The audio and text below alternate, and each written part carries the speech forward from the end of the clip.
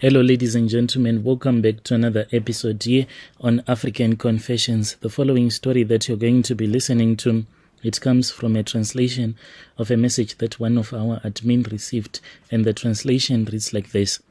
I still remember the moment when I decided that I had had enough of struggling. Life felt like a constant uphill battle, and no matter how hard I tried, I just could not get ahead. I had grown up in a family that never had much. We barely got by, and I always dreamt of one day living a life where I didn't have to worry about where my next meal would come from or whether I would make rent money that month. But as I got older, that dream started to feel impossible, quite impossible, like some far-off fantasy that was not meant for people like me. I was tired of watching others get ahead, tired of struggling, and that was when the idea of Ukuthwala came up. My cousin was the one who introduced me to the concept. He said that it was not a big deal, that people did it all the time. It was just a ritual. He told me that there was a way to get a little boost in life. He told me that his friends had done it, and now they were all living the high life, driving fancy cars, buying houses, even going on trips abroad. He made it sound so simple, like something you would do to get a good luck charm. And when he looked at me and said, if you are tired of struggling, this is the answer, I felt like I was being offered a lifeline there. I had tried everything else, had I not? Why should I not try this? I'll admit I was skeptical at first. I had grown up hearing stories about Ukuthwala, and they were never good. People always said that it came with a price, that you had to be willing to make sacrifices. But when you are desperate, those warnings start to feel small, like background noises.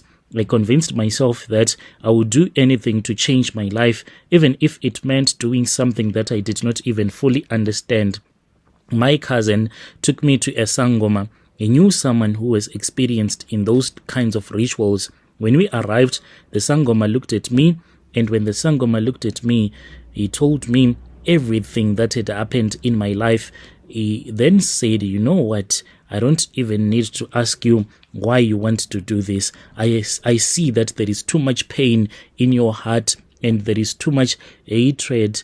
And this hatred, even though you did not want to tell me, but it was a hatred that had developed, that I now had developed towards God, because I kept on asking myself, why is it God is unfair? There are people that were making it big in life.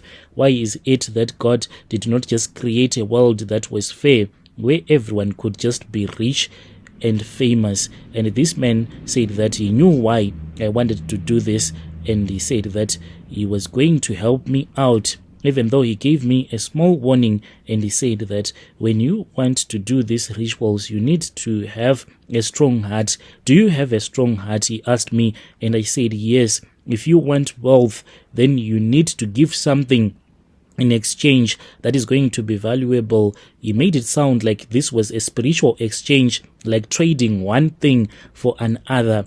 When he told me about this spiritual exchange, I hesitated for a moment, feeling a chill run down my spine. But then I thought about my life, about the years that I had spent working dead-end jobs, barely making ends meet. I thought about my mom back home, still working hard, hoping one day that I would be able to help her. I told myself that this was for my mom, that if I could make enough money, I could take care of her, give her the life that she deserved. So I agreed.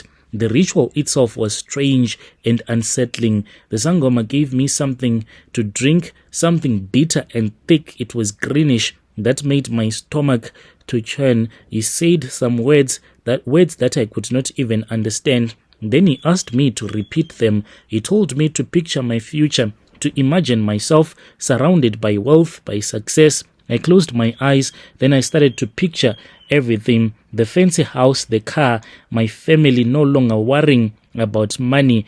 It felt real, like I could reach out and touch it. When the ritual was over, the sangoma looked at me and said, the spirits have accepted, your prosperity will come. But remember, there is a price. I did not think much of it at the time. I was too excited, too wrapped up in the idea of finally having what I always wanted. I thanked him, paid him, and left feeling like my life was about to change, and change it did. Within weeks, things started happening that felt almost like magic. I got a promotion at work, one that I had not even applied for.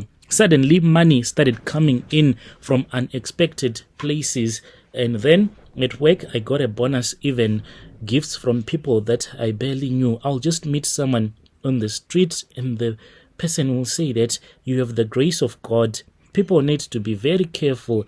Like there was a man who invited me at his church that very same day when I went to church because of the car that I was driving. Do you know that I was given a position in church the day that I gave my life to Christ? I did not even mean the words that I said when they were telling me to say the sinner's prayer, and they told me that I was the one who was going to represent their church. Like everything that I touch turns to gold, and they did not know that the money that I have, it is coming from this tokoloshi that I have. I have since moved into a better apartment, bought new clothes, and started going out more. People, yes, indeed, those that knew that I was poor, they were very suspicious. My mom was the one who messed up everything for me. I had told my mom never to take my money to a prophet. So my mom, when I gave her the money, because she kept on saying, where are you taking this money from? Who is giving you this money? Are you involved in anything that is criminal? So she went with some money that I had given her.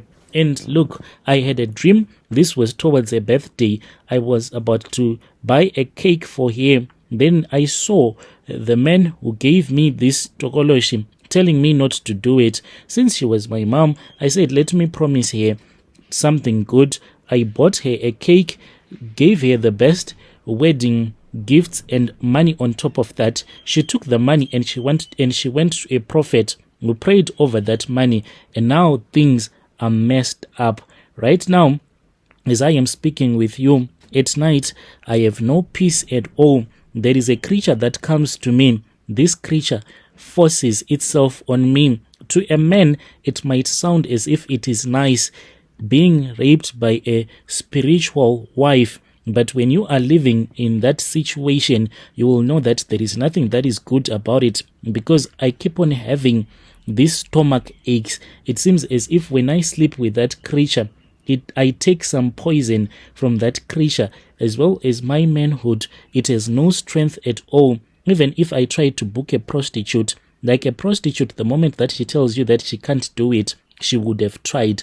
I have booked several prostitutes, tried to sleep with them, but my manhood will be just sleeping, refusing to perform its duties. But when I am alone, when I try to masturbate, it will be as strong as iron. Then I know that the spiritual wife will come that very evening, and I will see the creature. It appears first in my dreams, then the dream will become reality. It is not a nice place to be. What is the use of all of this money when I can have the best babes in town, but I can't satisfy them in bed? Most of them, they do not want to talk about my not so working manhood because I give them money. Dear listeners, right there was a message that was forwarded to me by one of our admin who helped us with this translation. Strange things indeed, they do happen in this world. Yo.